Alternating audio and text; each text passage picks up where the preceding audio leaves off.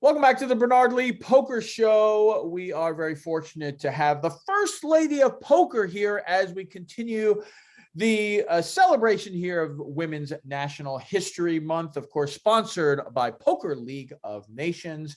Visit pokerleagueofnations.com for the world's largest organization for women in the world of poker. And Linda, you obviously, we talked about Card Player. You sold the magazine part of it, but you kept the cruise part of it. Again, initially, that's kind of how you got attracted to Card Player, and you still are one of the co-owners of Cardplayer Cruises. This is just absolutely a passion of yours, right? Oh, totally. Yeah, when I sold the magazine, the one thing I wouldn't give up is the cruises. And it used to be under the same umbrella. Card Player Magazine owned Cardplayer Cruises. And I wanted to sell the magazine because that was like 80 hours a week of hard, intense work.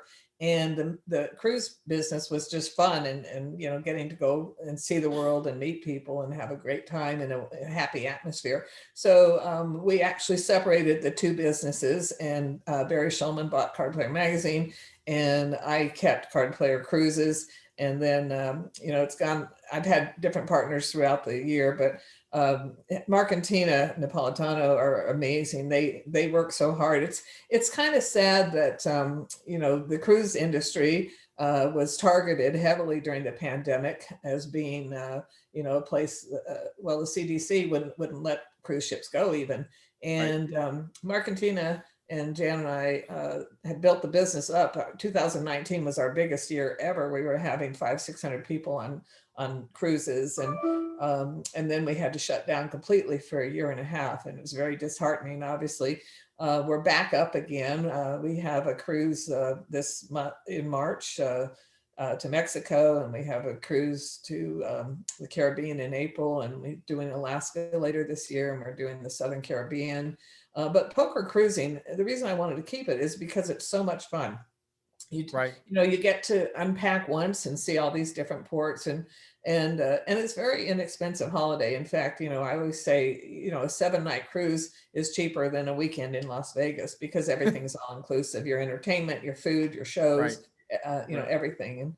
And so I love the cruising. I love our poker room on the cruises. Now, we talked about earlier in the show that very few women, less than 5% of the players at the World Series are women. Our card room is 30 to 35% women. Right. And I think one reason is because it's a no abuse card room, and people feel safe in there. And, we don't put up with people throwing cards or cussing at each other or anything. It's a very strict no abuse policy, and that brings a lot more women. That's great. No, absolutely. And if anyone is interested, go to cardplayercruises.com. There are some upcoming ones, Western Caribbean, Alaska cruises. I've always thought about doing an Alaska cruise. I think it'd be a kind of a fun way to see Alaska. I'm not really interested in going into the cold of Alaska, but to see Alaska that way would be kind of an interesting. Well, you should. We have this beautiful state that so few Americans have been to. Right. You can only cruise Alaska 4 months out of the year because of the weather, but during those 4 months, it's pretty nice. I mean, I've probably gone to Alaska 70 times, and wow. And it's never snowed, and about the lowest it gets in the summer months when cruising is available is in the 50s. And there's been days, in the 80s up there in the summertime where I've worn short sleeves. So Alaska, the weather changes so often, but they say that it rains there a lot, but from my personal experiences, maybe I'm just lucky and go at the right time, but I kind of feel like Alaskans say that so people won't move up there. So they won't come. They want to keep their beautiful state. But yeah, that's right. See America first. I'm all about that. That's great. Let's talk a little bit about WPT and Mike Sexton, obviously the relationship with that. I mean, what's incredible of your career, and for people who are just hearing Linda's story for the first time, it's really amazing because we're talking about this. You're one of the first women to play in poker. You started, you were a card player publisher. you started WPT Cardplayer Cruises. We can talk about the TD. I mean, literally, there's no way we can do this all in one show. But I think the WPT is such a great story, how it just kind of all came about. In 2017, also, you were honored with their kind of legacy award for the WPT as well. But kind of talk about how your background and how you were really involved. You were, for people who remember, when it was on the Travel Channel, you saw Linda because she was announcing every single table. She was there. So now all of a sudden, I'm sure there's numerous listeners who are like, "Oh, that's who we're talking to." Yeah. The lady in black, and you heard my voice more than you saw me. Yes, that's right. Yeah. So anyway, the way the World Poker Tour came about was Steve Lipscomb came to meet with Mike Sexton and me in the rainforest down in Costa Rica. We were down there, and he flew down and said, "I want to talk to you too." Mike and I had been friends for a long time. I was the one who actually gave Mike his start in the management side of poker by hiring him to write for Cardplayer magazine. Right. And he was always grateful, never forgot that. And so we did a lot of projects together, and I would include him in mine, and he would include me in his. And we had done commentating together on the on the Tournament of Champions in '98 and '99. And Steve Lipscomb was the producer of that series. And so he came to us and he said, "I've got this great idea for an international poker tour." And I don't remember whether it was Mike or me. We said a World Poker Tour, and that's how it got its name. But anyway, he said, "I need some help financially. I need an investor. And do you guys know somebody who might consider investing in it?" And Mike said, "Absolutely." And World Poker Tour needed $3 million. This was in right around 2001 to launch and to get it started. And so he said, "When we get back to the United States, let's set up a meeting with Lyle Berman." And so Steve and Mike and I went to Lyle's condominium here in Las Vegas, and we pitched the idea of the World Poker Tour. And Lyle was definitely interested. But he said, "If I have a chance to make 10 times my money, I'll throw my money over a softball field wall, a baseball field wall, if I have a chance to get 10 times that much back." And he says, "I'm not interested in doubling or tripling, so this has got to be really big to get my interest." And we assured him that it was going to be really big and that he had that chance to make 10 times or more his money. And so he gave us a task, and we had to get six inaugural members of the World Poker Tour, and we had 6 months to do it. And I said, "Well, that's easy. We'll have that done right away." And I got on the phone. I had all the contacts with card room managers because Sure. of Cardplayer magazine. And within 10 days, we had 6 people signed up, willing to pay the money to become a sponsor of the World Poker Tour. And so that's Mike got his job commentating, and then they wanted a Hollywood guy, and they brought in the wonderful Vince Van Patten. Mhm. And my job was to be behind the final table and commentate and for the studio audience. And then Mike and Vince would hear my feed, and they would do their thing, and a lot of it was done post-production. But it just turned out to be great, and we had so much fun. Oh my gosh. We traveled. I was involved for 6 years before I resigned, and we traveled all over the world. And back then we did Paris and we did Aruba. Those were our 2 international ports. Right now, today, they're going everywhere, Right. many, many countries. But back then, we had like 10 domestic countries and card rooms, and 2 foreign countries involved. And the World Poker Tour was a family. We traveled together. We stayed at the same hotels, and everything was wonderful. And I'll say that Adam Pliska, who is currently in charge of the World Poker Tour, has done a great job since Steve resigned. He's done a great job of keeping it very close-knit family, the staff, that is, I'm talking about. And a lot of players are very loyal to the World Poker Tour. I think they do an amazing job. And Matt Savage is definitely great in his job. Angelica Hale is great in her jobs of international marketing and getting people involved. And it's a wonderful show. I remember the first night it aired, we had a big party at the Bellagio, I believe it was, and it was on the big screen there, and everybody was high-fiving because we knew it was going to be an instant success. It just turned out so well under the direction of Steve Lipscomb.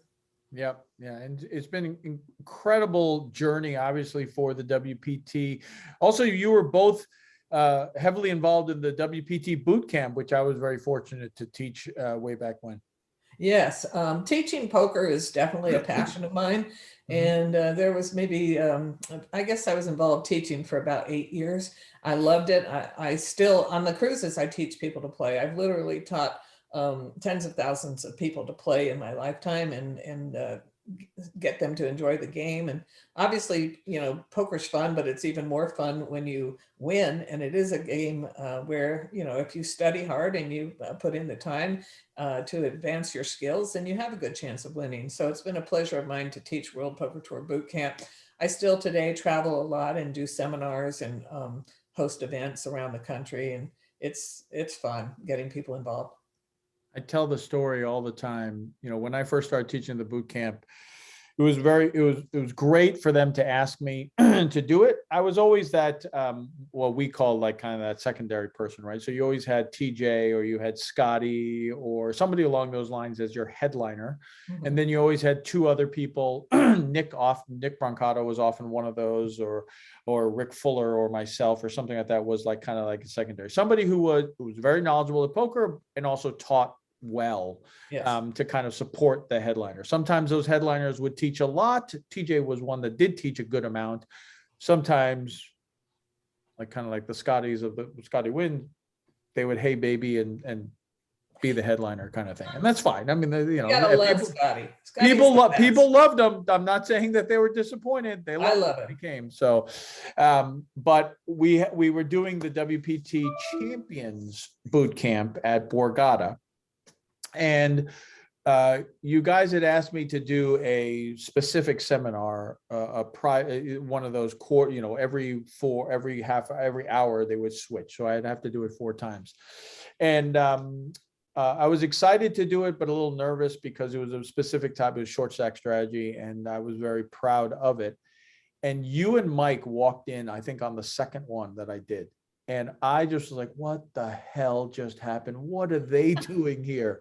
Like, come on. And talk about like going from, you know, I had been teaching for a long time, so I really wasn't that nervous per se. It's more energy but talk about when you see 2 people like that walk in your room. I was freaked out. And, you know, fortunately just did my thing, whatever. And I remember both of you standing up and saying, just so you know, this is the best seminar I have heard at the boot camp. And you just got your money's worth and then some. And so I think you should. And I just remember when you both said that, I just felt like, I feel like I've kind of arrived. And Mike always said, he goes, it was just, that was the moment. Mike said to me once, he goes, that was the moment where I knew you were real. Like, now you're for real. Like, you're not just somebody that they're introducing me to. And, you know, that was where the friendship really blossomed for me with Mike. And Mike would just, anytime he'd pick up the phone and, you know, if he couldn't, he'd be like, just give me X amount of time, I'll call you back or whatever it was. And well, we were very impressed. Your material was great and your presentation was great. And the way you kept it down to the level of the students you were teaching was great. So we were very impressed with that. Yeah, well, again, like I said, like it was more for me of just for you to say that and kind of give that stamp of approval for me was a really big thing, and really, really amazing for me. Talk about for you, like, so the world that we're talking about, obviously, we're talking about National Women's History Month. How do you feel that we can help grow this segment of the market right now? There is definitely more momentum. There are more, and there are incredible women players out there. We've already talked about Laura Eisenberg, kind of England, but I mean, there's so many others, not only the old school Jen Harmons of the world, et cetera, but also in today's world, the Maria Ho's of the world, the Christy Bicknells. I mean, there are just so many great players. But how do we continue to grow the world for the women's segment so that can get bigger and bigger? Well, there's a lot of things that can and will be done. Obviously, the first time we have a main event woman winner, and it will happen. It's just, it's not a matter of if, it's when, then that will draw so much attention and get so many women interested in playing. That's one thing. Right now, women are winning every day. They're out there. Anytime you pick up a magazine, you're going to see pictures of women that win. But I think one problem that still exists that keeps a lot of women from playing is that card rooms still allow a lot of abuse. Now, it's nothing like it was when I first started. When I first started, you had to have such a thick skin because women were such a rarity that, we were all picked on and piled on against. But today there's still, comments being made that are not kind towards women. They don't do it to me, because I fight back, but a lot of women are a little bit mild, and so they get turned off. They have an experience and they get turned off. So one thing I think that we really need to do is have more ladies only events.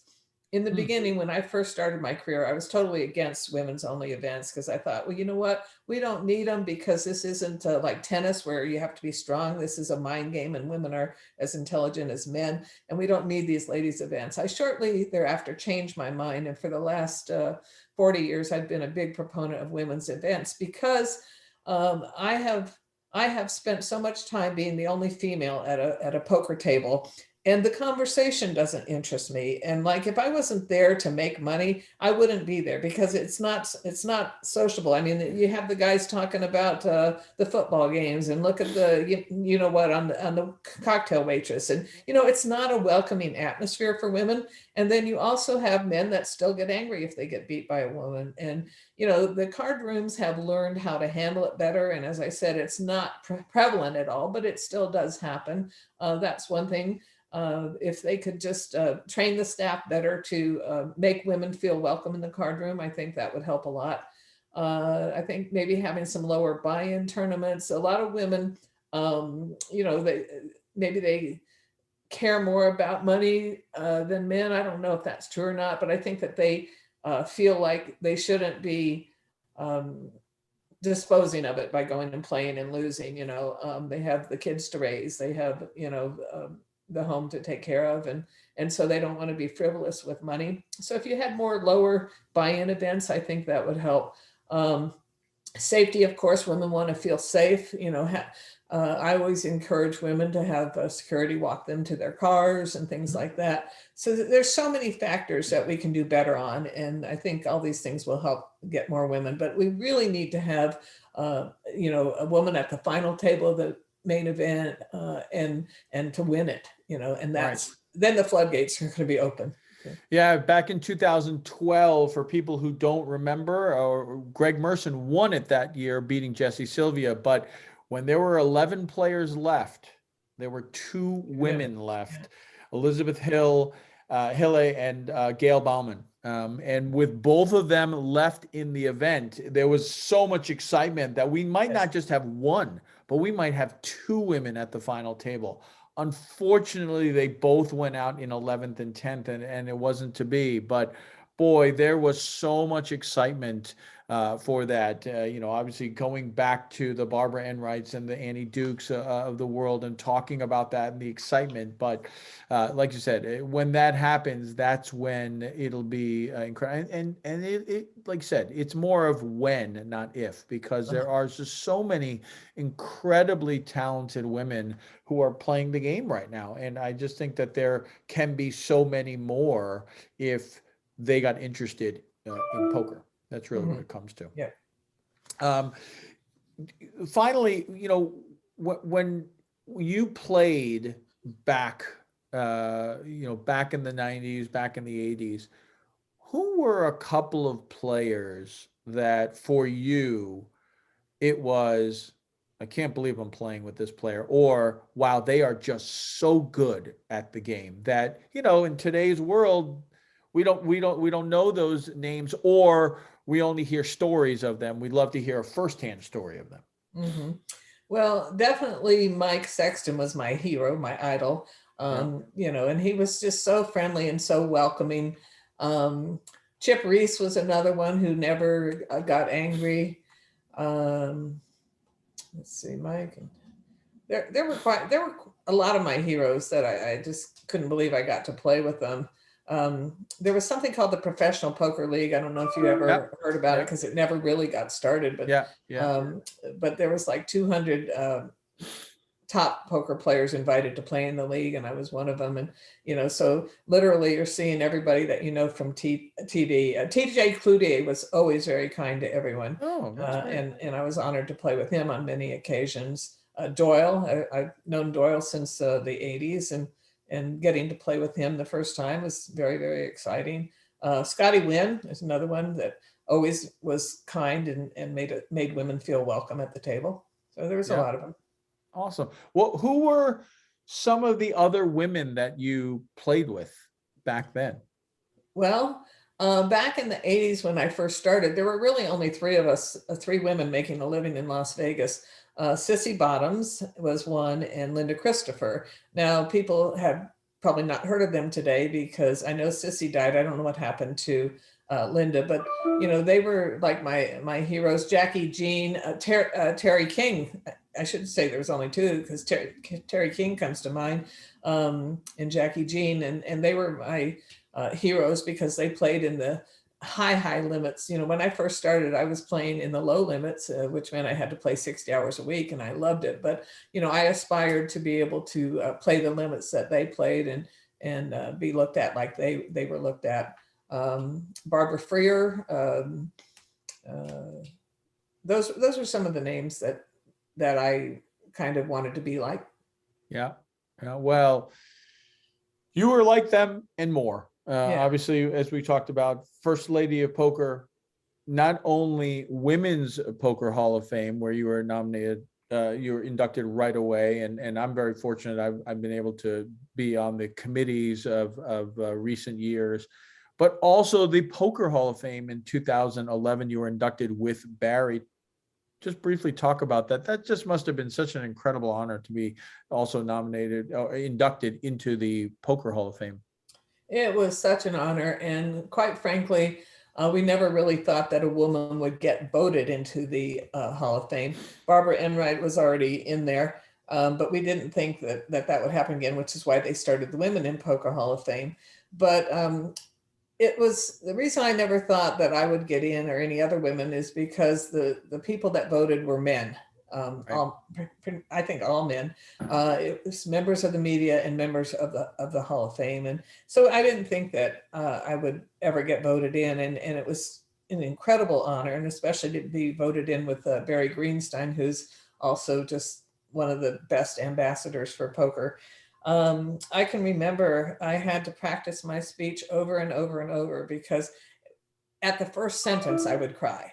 And I said, okay, you have to desensitize yourself. So the over under, there was actual bets on whether or not I'd go 30 seconds. And if you ever went back and listened to my speech, my acceptance speech, at the 30-second mark, I said, okay, all of you who bet against me, you all lost. I love that there's an over under bet on you. They did, yeah. Oh, great.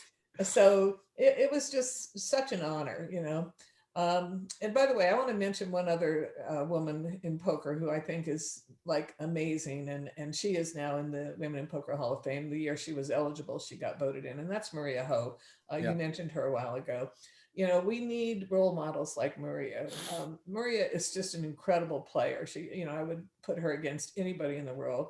And not only that, but she's got the personality and she's the whole package. And people like Maria are just, to be, I revere them. I mean, anybody who goes out of their way to help women, to succeed in poker is my hero. And you're one of them. And she has done such an incredible, like you said, you can't put her in the class of she's one of the best women's players. She's one of the best players, and that's really what it is. She has been last woman standing in the WSOP multiple times, but also has definitely made her mark, making multiple final tables, WSOP, WPT, and really doing great job in the media as well. So yeah, I agree with you. She's done really. By the way, I'm going to say something controversial that a lot of women aren't going to like, and that is I don't like last woman standing. I want to be the last person standing. Sure, of course. I have been the last woman standing many, many times, and I've never used that expression to describe what happened in that tournament. Right. You know, I think we need to do away with last woman standing, and Right. you know, a lot of women are going to not like that comment, but that's how I feel about it. The same Right. way I feel about, you know, not paying the bubble. I don't want to pay the bubble. And I Right. just wrote a column about it. And, you know, a lot of people are angry because they want to pay the bubble. But, you Right. know, I just think certain things should be the way they are. And, you know. Well, that's like at the World Series main event, they give the bubble a buy-in to next year's event. So it's really not the bubble. It's Right.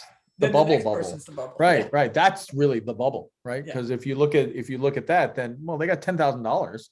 It's not like it's a bad thing, you know. I mean, they still got that $10,000 Yeah, buy-in. they won something, so they didn't right. bubble. So exactly. So, Linda, thank you so much for coming on and celebrating National Women's History Month. It would not have been a celebration without you, the First Lady of Poker, and the stories are so great. I love hearing about them, and really appreciate you coming on the show. Well, it's been a pleasure. And again, thank you for all you do for poker and for especially for the women in poker. You've always been very supportive, and I appreciate that.